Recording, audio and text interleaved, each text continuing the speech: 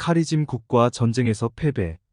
두 나라의 군대는 수적으로 우열을 가리기 힘들었고 병사들 역시 용맹하기는 비슷했다.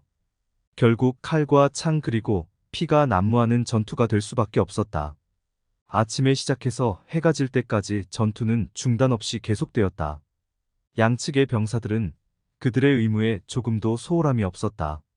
카리짐국의 황제도 노련한 전사답게 병력을 지휘했고 칼라프 왕자도 젊은 사람답지 않게 뛰어난 용병수를 보였다. 그들은 일진일퇴의 공방을 계속했다.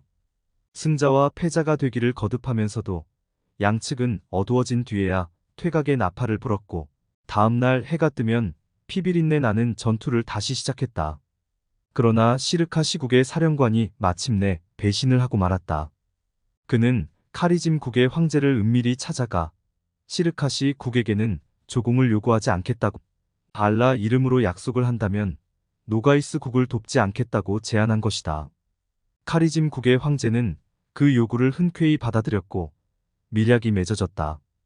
다음날 모두가 전투 준비에 한참이었을 때 시르카시의 군사들은 갑자기 연합군에서의 탈퇴를 선언하고 본국으로 돌아가 버렸다.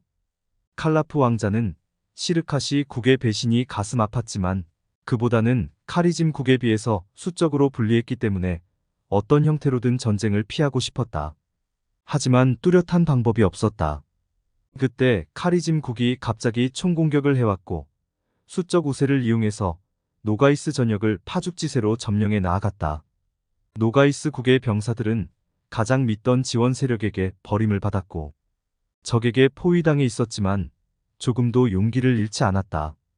오히려 왕자의 격려에 용기를 내어 더욱 단결력을 발휘하면서 카리짐국의 황제를 곤란하게 만들었다. 그러나 결국에는 처절한 패배를 당하지 않을 수 없었고 마침내 패배를 절감한 칼라프 왕자도 적의 손에서 탈출할 방법을 모색했다. 왕자는 몇몇 기병대원을 선발해서 앞장서서 카리짐국의 포위망을 뚫었다.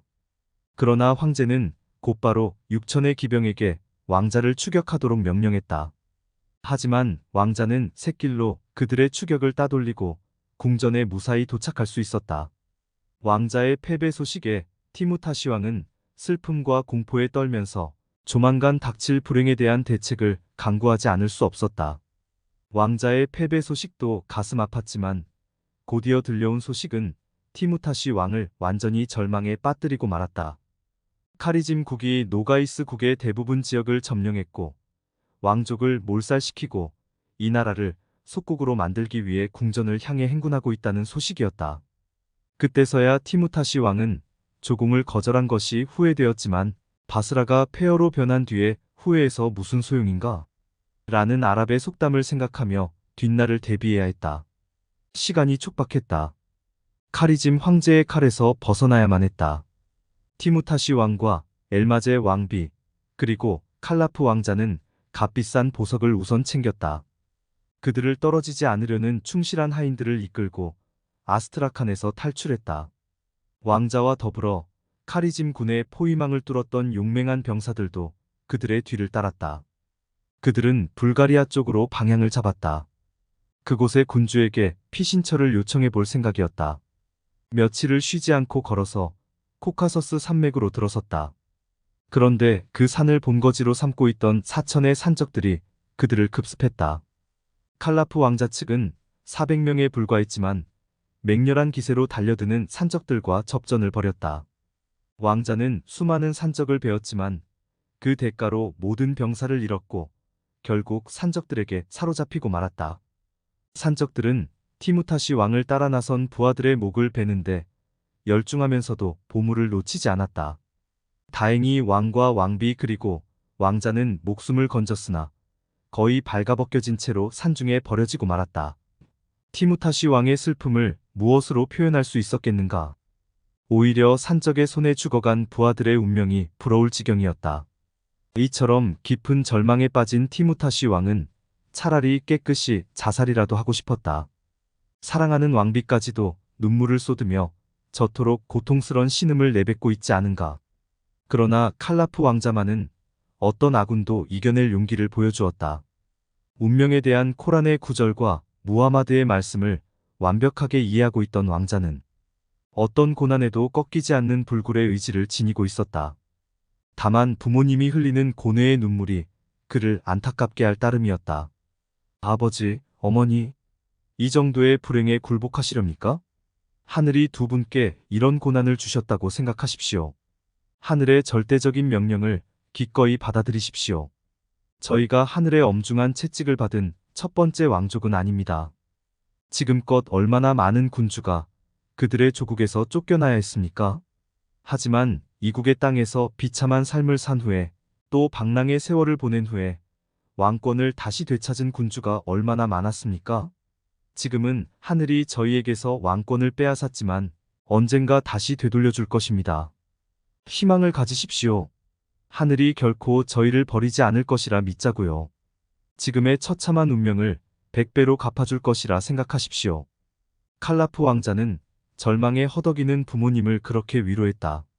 아들의 진심 어린 말에 티무타시 왕과 왕비도 위안을 얻을 수 있었다. 마침내 자신감을 되찾은 티무타시 왕이 말했다. 아들아, 네 말이 옳다. 신에게 모든 것을 맡기자. 우리를 에워싼 푸른이 운명의 탁자에 그렇게 쓰여져 있기 때문이 아니겠느냐? 그래, 더 이상 슬퍼하지 말고 이 푸른을 받아들이도록 하자꾸나. 그들은 어떤 고난이라도 이겨내겠다는 신념으로 산길을 걷기 시작했다. 산적들이 말까지 약탈해 갔기 때문에 무작정 걷는 수밖에 다른 방법이 없었다. 그렇게 한참을 걸었고 계곡에서 찾아낸 열매로 허기를 채웠다. 그러나 사막을 앞에 두었을 때 그들을 지탱해주던 용기마저 꺾이고 말았다. 아무것도 자라지 않는 사막을 어찌 건널 수 있단 말인가. 게다가 연로한 티무타시 왕은 지친 기색이 역력했다. 또한 여자의 몸으로 엄청난 거리를 걸어야 했던 왕비도 금세 쓰러질 것만 같았다. 칼리프는 두 분을 양쪽 어깨에 부축하며 걸을 수밖에 없었다. 갈증과 허기 그리고 피로감을 이겨내면서 걸었지만 그들은 까마득한 낭떠러지가 이어진 절벽을 만나게 되었다. 끝이 보이지 않는 절벽을 건너갈 도리가 없었다. 맞은편 아래쪽으로 널따란 벌판이 보였으나 온통 가시덤불로 뒤덮여 어디에도 통로가 보이지 않았다. 왕비는 어둠에 쌓인 절벽을 내려보면서 두려움에 떨며 비명을 내질렀고 왕도 마침내 인내심을 잃고 말았다. 아들아, 이제 끝났다. 나는 운명에 굴복하련다. 이 시련을 도저히 이겨낼 수가 없구나. 이 깊은 절벽이 무엇이겠느냐? 하늘이 내게 마련해준 무덤이란 생각이다. 그래, 이 시련의 사슬에서 해방되고 싶구나. 이처럼 고통받고 사느니 차라리 죽어버리련다.